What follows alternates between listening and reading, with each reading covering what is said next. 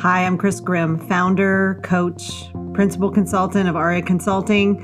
For 24 years, we've been serving leaders and their teams around the world. This podcast, which I wanted to call The Good, the Bad, and the Ugly, but is called And Then I, is nothing scripted, nothing fancy. I promise that we'll be talking about successes and failures. It's the gold, I call it, that you find only in real stories with real leaders in real time. With that, I invite you to sit back, soak up the wisdom here of these everyday superheroes. Enjoy. Hi, everybody. This is Chris Grimm, and welcome back to And Then I, my podcast here where I like to interview real superheroes who can tell us their story, the real story. I like to get the gold, not just some sanitized version that you would read in an article or in a book. So today I'm very, very excited. There's a whole bunch of reasons I wanted to interview this person, in particular, Jasmine, because she's got a really interesting personal story. She's got an amazing set of businesses. I don't even actually know all the inner workings of it. I'm going to learn with you. She is killing it on the Big Island, Hawaii. And I'm really excited about women-owned businesses that are in markets where you have to really hustle, and she does that. And full transparency, I'm having a retreat later this year, and she and her team are going to be our chefs. So I'm going to shut up. I'm going to introduce you to the awesome Jasmine Silverstein and Heartbeat Catering. And Jasmine, let's do this. Thank you. Thank you so much for having me. It's an honor to be here, and I'm excited to talk with you. Great. So why don't you start as far back as you want? Like, how did you even get into this? Like, I know you have some philosophies that feel really important. Mm-hmm. Mm-hmm. Well, I guess let's go back to my childhood. That's really where it started. I was born and raised on an organic farm. My parents grew all kinds of fruits and vegetables, pineapples and papayas, all the tropical fruits here on the Big Island of Hawaii, and grew up with 4 sisters. And we were always a part of the farming activities, and especially with the harvest and some of the processing of the fruits and vegetables. And I think that's where this passion really stems from. This passion around whole foods and just cooking and being in the kitchen is just in my blood.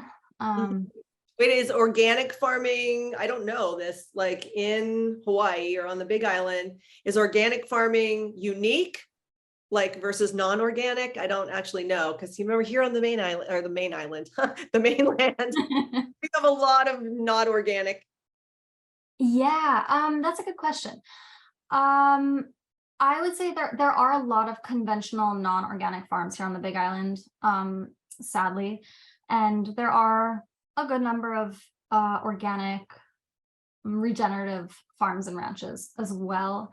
I don't know how it compares to the States and the farming activities out there, but it's becoming more and more popular. So yeah, and that's such an important piece of I would say of my childhood experience was being a part of that organic farming method in particular. It's just so important for our planet to remember the vast difference between organic and conventional, and how it affects not only the planet and the farm and the community around it, but also how it affects our bodies as well. Yeah. So zooming forward a little bit, I went to college, went away to the States. I went to Oregon for college, studied environmental studies, got a BS in that. And it was in my 3rd year of school that I got really sick, and it took a little while to figure it out. It took a couple years for me to hone in and actually get a diagnosis of Crohn's disease. Oh. And that was in 2011. And that was another big piece of the puzzle of, I think, where this, maybe where I'm at right now, how the going through that challenge of having to heal myself in that time frame, and with my background of holistic organic living, I chose food as medicine, really. Food and lifestyle and natural herbal medicines as much as possible, and I was able to avoid pharmaceutical medications 100% Amazing. of the way. It's amazing. So that's been a blessing. Yeah. Did your parents help you make that decision along, like, how was that? Because this was in your third year of school. It was my third year of school. It was tough. Yeah, I would say my mom was by my side the whole time. My mom has always been by my side. She's amazing. And it was a decision we made together, I would say.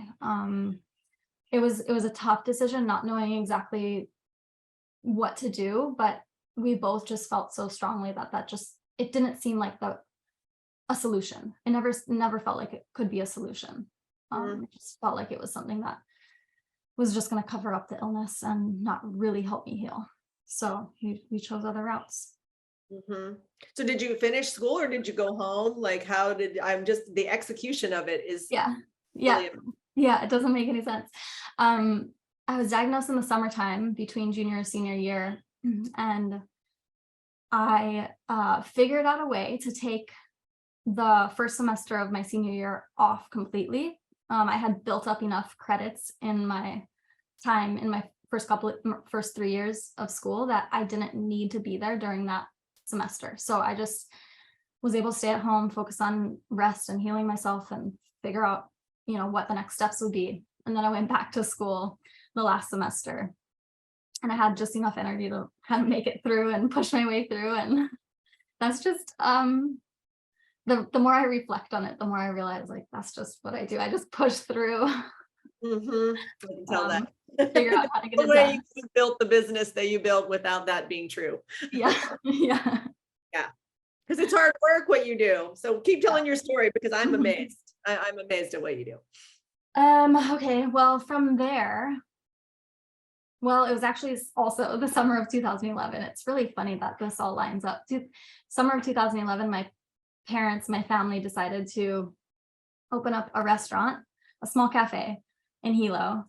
And so my mom at that time was farming. My mom and stepdad were farming sugarcane, and they realized it could be such a valuable product to have on the market as the sugarcane juice, because it's quite the health food. I know, yes. So it's funny because people think, oh, sugar isn't healthy, sugar leads to inflammation, all these things, but sugarcane juice is actually quite a superfood, and we can go more into detail with that. But so my parents started a cafe in 2011, and I became involved that summer, just kind of on in the background, kind of helping build up the business, the admin side. And when I went back to college for that semester, and then when I came back, got a little bit more involved, and it was kind of just nice to have a project that I could do from home while I was going through this healing process. So I did that with them for a couple of years after college, and slowly worked through my healing journey in that time, and realized how much people needed what I had to offer as far as cooking healthy food, and realizing how much that was needed, and how I could just build a business out of it myself. I also started taking on catering requests from through the family business, and kind of learning that process through doing it, and eventually decided I had to kind of part ways with the family business and do my own thing, and that's when Heartbeat Catering came to fruition, and that was in 2015. And that started actually as kind of private chef services for a couple of people who had autoimmune conditions and needed to eat a specific way. And so I would do meal prep for them. So it started really small, just a handful of clients, and eventually started taking on some bigger jobs. One of the first big jobs I did was actually it was a retreat style catering for a yoga teacher training. So it was a 3-week long, 21 days. Wow. There were about 15 people in the group, and yeah, that was quite the learning experience, and we had so much fun. And that's I think kind of where it really got started, and it really just grew from there pretty organically. Yeah, I have to just tell you, I am amazed because I find food service in general to be, I'm amazed by it because I feel like to be consistent, to be good at it, I mean, it's taxing on your body. Mhm. Everybody, full transparency, in February, I visited the island so that I could do some work at the venue where our retreat's going to be. And I was able, really a privilege, to drive up and see Jasmine and one of her team prepping for a wedding. Mhm. Awesome. Yeah. I got to taste some goodies. But it's just so all consuming for you, right? So I just look at it, and to see you light up and to meet your, a team member, to like see the whole thing, I'm like, this is what you do day in and day out. Like, you have to love it. Yeah, you do. You really do. Yeah. Yeah. So tell me a little bit about, first of all, the whole Big Island ecosystem to me is an interesting place, I would imagine, to run a business, right? Like, it's a community that is clear to me as an outsider. But ingredients, knowing that you grew up there, and thinking about how you can be true to the land, and you're saying be, supporting sustainable, organic, and healthy. Yeah, talk to us a little bit about that, because to me, it's people from the mainland, I don't think we get it. Yeah. Yeah, it's a really interesting place to run a business, especially to run a food business.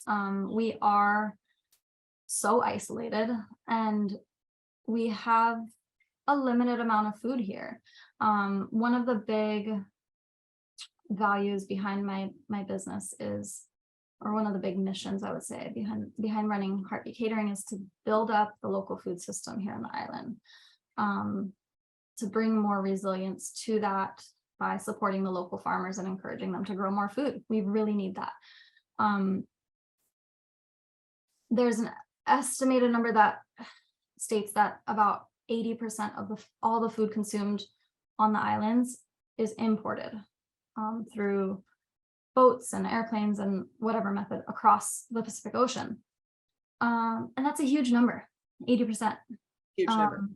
There's also studies that say that if those boats and planes were to stop flying in, we would be out of food within a week. Wow. Yeah. A week. Well, it was said to me when I was there, and I think it was after I saw you, one of the people who work at the event at the retreat center said to me, we're one shipping container away from Mad Max. Yeah, basically. I was like, you know what? I never really thought about that. And I think it's important for anybody listening and watching, if you've ever been on a vacation to Hawaii, for instance, Jasmine, I know you know this, but as someone who is one of those people, I think until you start actually thinking about it, you don't think about it. Because if you've only ever come and stayed at a resort, it's the same, the resorts try and duplicate the hospitality experience, right? So if it's Ritz-Carlton, or if it's Four Seasons, or whatever, any of those places, they've got a standard, but it's the same standard globally, right? So if you're used to that, you just expect that. And if you go there and they deliver that, you actually don't have to think about the place at all, which is a dangerous way of thinking. Do you see what I'm saying? Like, Yeah. It's a dangerous, it's a part of the problem, right? Is that, people come and go. Not, I think it could be Tahiti, it could be the Indonesian islands, it could be any place like that where you have a small ecosystem that's highly limited. And the people who come and go from it, yeah, we have no thought until somebody makes you think about it, which is why, it's why I picked Kahuna Falls, frankly. Mhm. Have it at a place that was representative of the place, not a big resort, Mhm. so that everyone actually has to stop and appreciate everything, right? Your food, that space, Mhm. the quality of the space, because it's not a Ritz-Carlton. It doesn't run on a big engine. No, no, it's all unique. It's all unique. Yeah. Yeah, well, and everybody's heart's in it, right? Every experience you have, I Mhm. think that's why immediately I was like, oh yeah, we're doing this. And with you it was the same, because Mhm. yeah, we're doing this because you know what? These people are the real deal. Yeah. Yeah. And it's That's really cool. difficult to find the real deal here in Los No. Angeles. Yeah. Yeah, Yeah. you have to search. Yeah. Everything is artificial in those cities. I, Mhm. I could never imagine living there. Oh, hats Well, off. you did for undergrad, so you know a little bit. Well, no, undergrad, I was in Forest Grove, Oregon. So it was a pretty small town. Yeah, that's true. Oregon is really a little bit more hippie, and Yes. I don't know what it's like now, but yeah, that's funny because Oregon definitely has different than Los Angeles for sure. Yeah. Yeah. Yeah. Yeah. So let's talk a little bit about first I just want you to talk about your business and all the things that you do. Just give everybody an idea of the little empire that you've built. So, so Heartbeat Catering offers, let's see, Heartbeat Catering offers uh, wedding packages. We do plated, buffet, family style catering services. We offer retreat packages, such as what we're doing with you. We come in and we do breakfast, lunch, dinner for the group, and we stay on site. Really, that's such a fun part of my business. And we also offer small private dinner parties, in-home cooking, something a little more unique and individualized. Mhm. So that's those three categories of catering services are what we focus on for the majority. And then we'll do some other small jobs here and there upon special request. The other part of Heartbeat Catering that I'm really excited about, hopefully will open up by the end of this year. We have a venue at our commercial kitchen in Honokaa. The name is Pu'uvai Gardens, and we'll be available there for special events and weddings. And it's basically a venue that can be rented out for these parties, and we will supply the catering. And it's a beautiful space. It's you got to see it. It's Yeah. A small homestead ranch Yeah. overlooking the ocean in Honokaa, and it's just so peaceful there. And yeah, I'm excited to open that It up. really is a very special place. I was so happy that I Mhm. came up to see you there and just to feel it, right? See the cows, see the witness the space and Mhm. smell the air, and yeah, just relax a little bit. Mhm. It's funny. People make fun of it here, like, oh, Hawaii's so slow. And I'm like, yes, it is so good. It's Mhm. not, That's why we love it.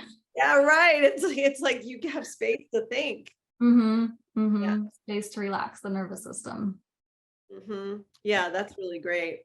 Yeah. Uh, Go ahead. Were you? No, I think that's about it. I mean, is there anything else about my business that you were interested in? Yeah, I think, well, I'm going to tell you what I witnessed and what I see like on social.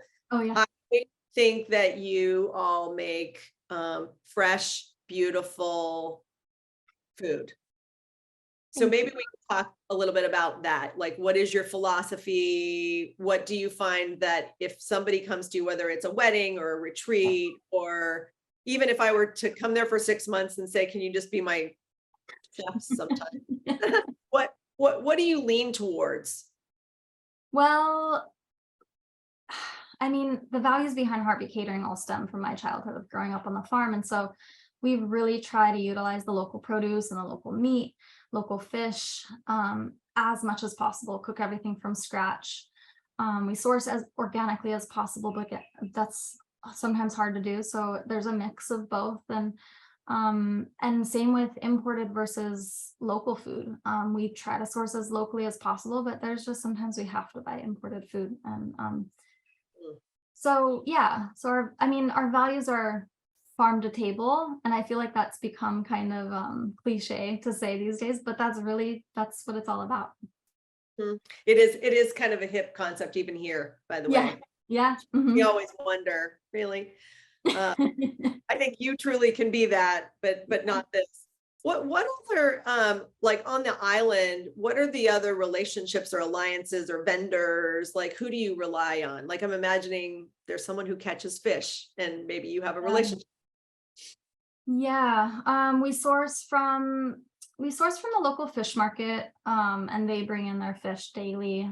We have a really good relationship with them, with the local butcher shop who does all local beef and lamb and pork and chicken, and they dry age their beef. It's really such an amazing place to work with. And then a variety of different farmers from around the island. And it's kind of funny because in the days leading up to some of these jobs, we have to source the ingredients, and most of these sources, they just don't deliver out to Honokaa because we're in such a secluded place. And so I end up doing a lot of the sourcing myself, and I'll drive around the island once or twice just to source the ingredients that I need. It's not like I can go online or call up a phone and say, hey, can I order this and have it delivered the next day, like most food establishments do. Right. Wait, let's just context for anybody who's never been to Hawaii Island, or what we call the Big Island. And everybody watching and listening, we being the people from the mainland, we call it the Big Island. They don't call it the Big Island, or I didn't hear anybody there when I was there call it that. But it's big. So driving around the island is hours. It's not minutes, everybody. Right. Yep. So for you to do that, it's a day on the road. Yep. Yeah. What I'm interested to hear, because in this podcast in particular, I'm often asking leaders. So get ready for this, Jasmine. Like, what's the hardest stuff that you've been through in your business? As the founder, as the leader, as a manager, right? You've got every stakeholder, customer. You're the one, the buck stops here. That's an interesting question. I mean, I think one of the hardest things is finding quality employees who are dedicated and knowledgeable enough to be able to do the tasks that I need done. That's a struggle in every business, I suppose. For the most part, I've been blessed with an amazing group of people who've shown up for me as I need them day in and day out. And but yeah, I would say probably finding the right people has been the hardest, but I'm working through those challenges as best I can. That is going to resonate with every person who listens to this, because talent people, it's a thing, right? It's the number one thing. Yeah. So as you think about the growth of Heartbeat, like, what's your vision? What are you, like, what's the plan? So it's what is the plan for Heartbeat Catering? I want to be able to grow to the point where I have a team of people who are leading the business and running the business and operating how we are now, maybe a bit of growth to it too, but I want to be able to step aside from the business a bit, and not be as involved. Honestly, that's my vision, at least for myself. The business itself, I think, it's kind of grown out of my control at this point. I'm kind of just letting it grow, because it just seems unlimited, and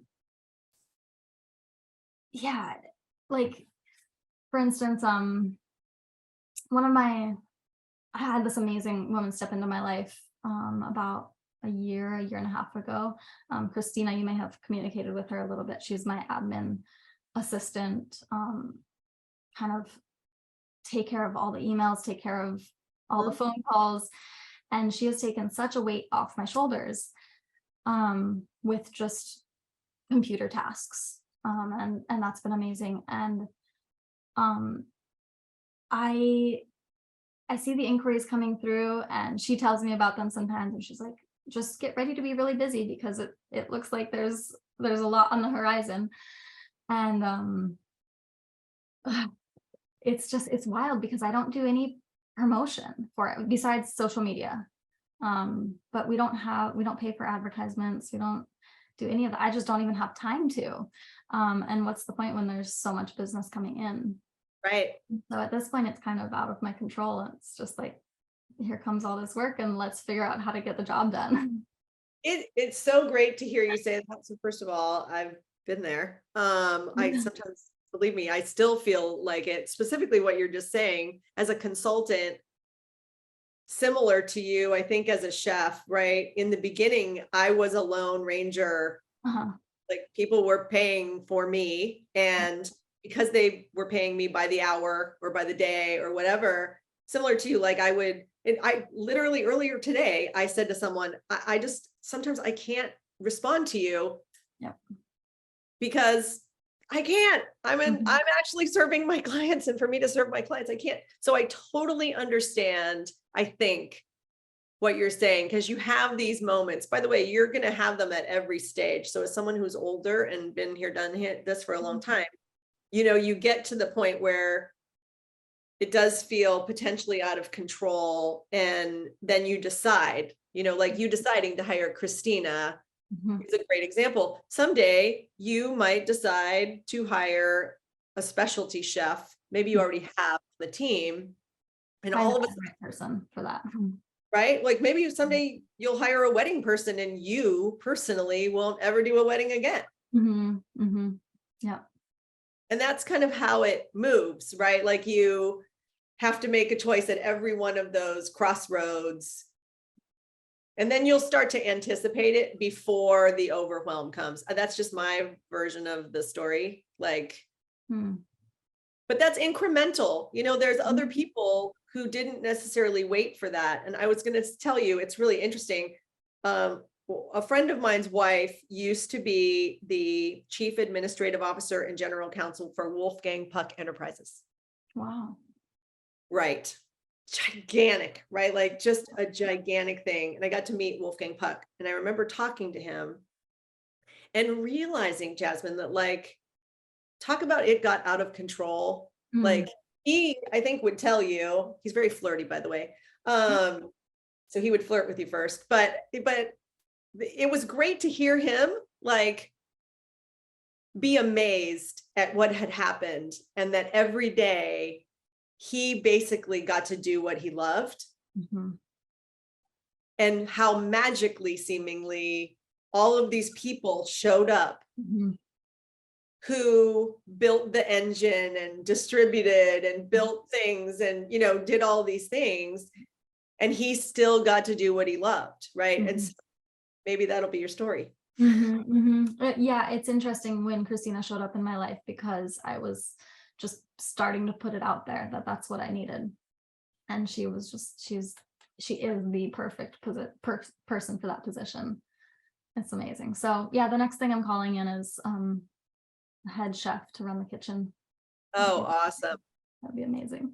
Who also could maybe ride around and pick up the turnips and Pick up the groceries. You know, honestly, that's one of my favorite parts of the job is nice. because I get to go to the farmer's market and I get to go to town and see, all my vendors, and it's kind of fun.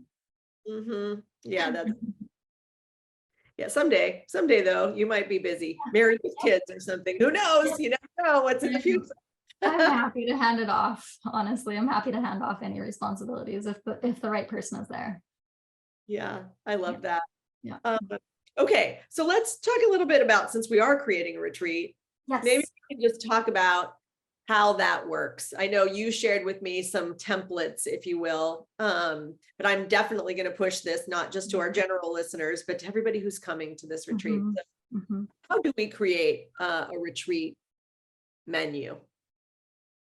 Well, okay, I've been doing retreats for a long time now, and what I've learned after serving hundreds of people over the past 10 years is everybody's body is unique and different, and we all want and need different things. And so to be able to serve that variety of different needs, we try to keep it really simple and whole foods based, of course.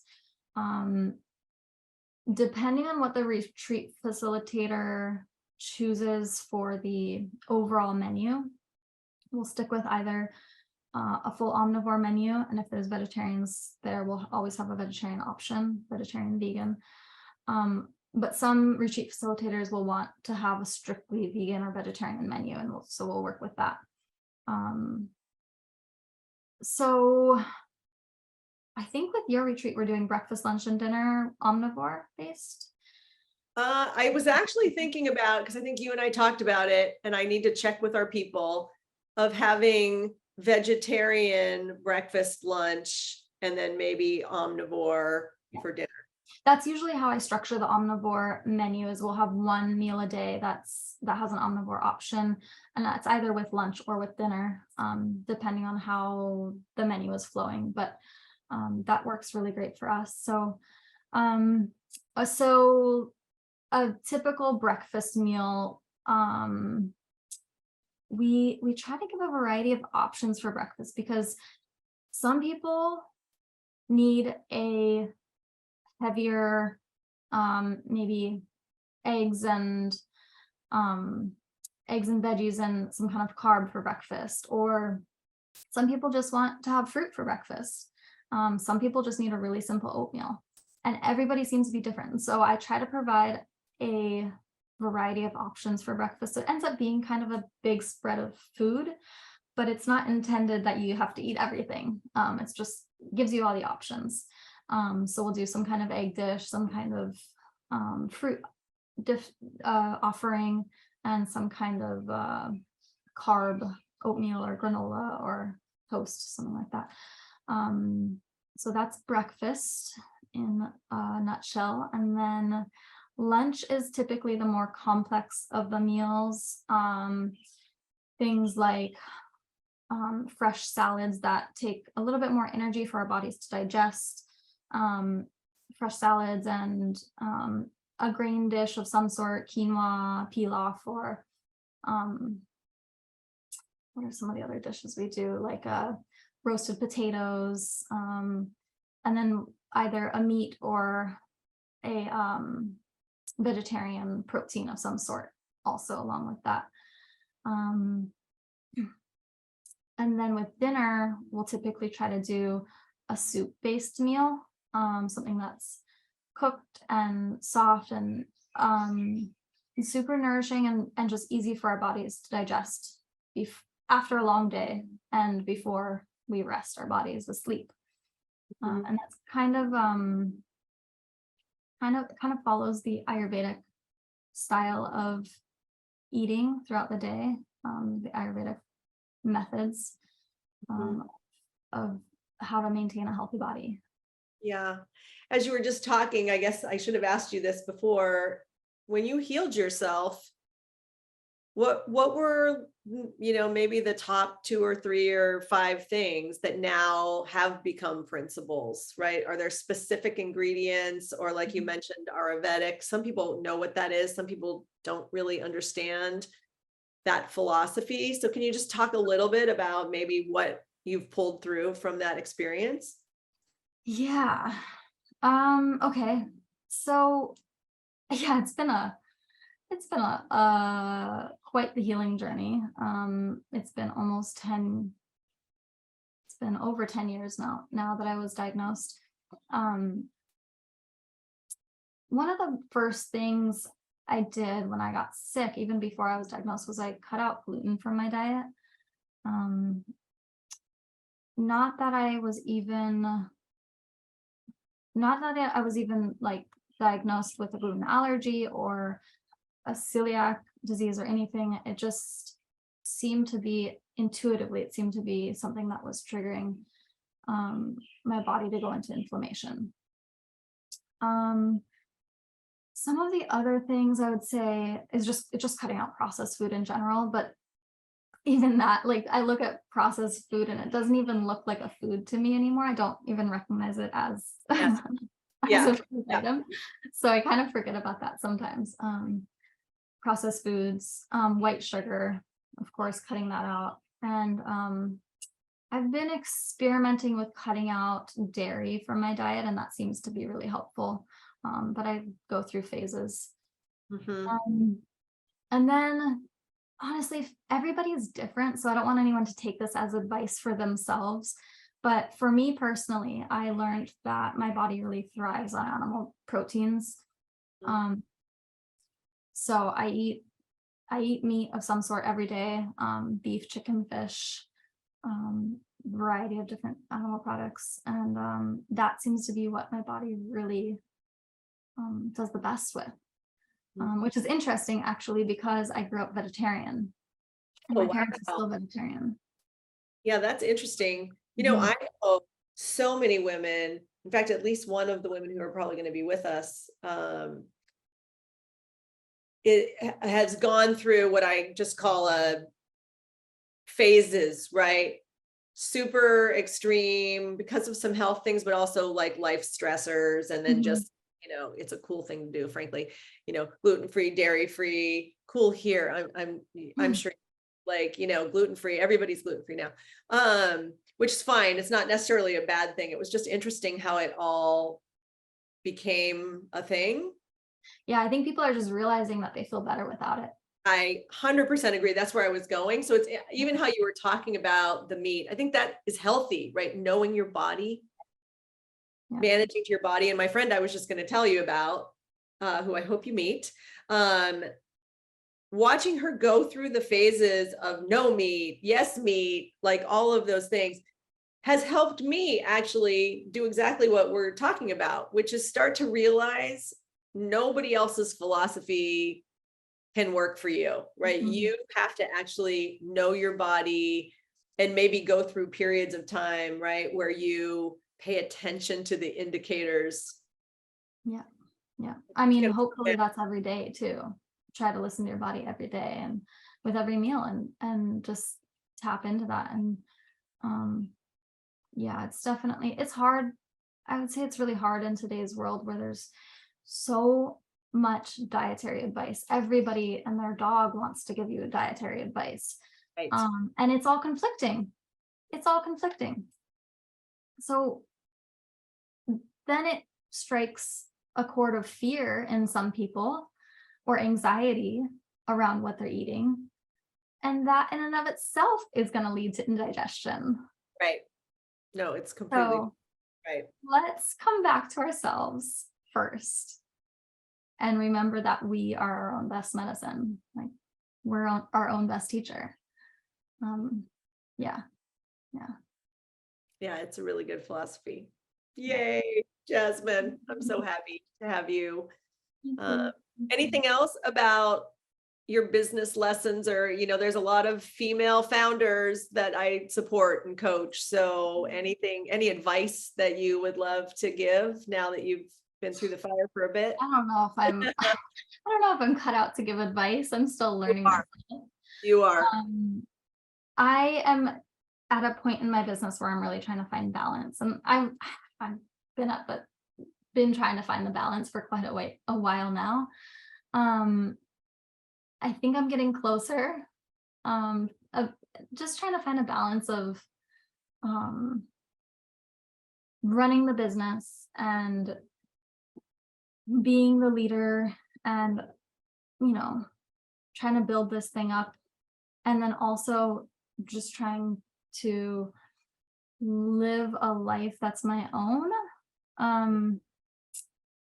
and have time for myself, and have time for play, and time for social personal relationships. And yeah, that's a can be a tricky balance, but I'm setting some boundaries, and that feels really good.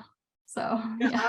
So glad to hear that, because that was actually a question. I looked at my questions that I had and I never asked you, which is, if you just pay attention to social for Heartbeat, it just looks like you have events constantly. That can't be, you personally cannot be doing. I am not working every day. No, I would say a busy month, it would be like 3 to 4 large jobs. So like one every weekend would be like a pretty busy month for us, because the day of the job is not the only time we work. We work multiple days leading up to it in the prep, a couple days after in the cleanup, and that's just for one wedding. But then we also do retreats, and those are multi-day affairs. And so no, we're not working every day of the week. No, I could not.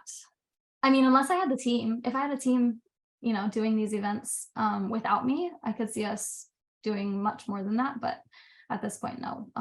That's just my social, and I just have a stockpile of images and photos that I've taken over the years, and most of those are all somewhat recent. I just kind of give them out slowly throughout social.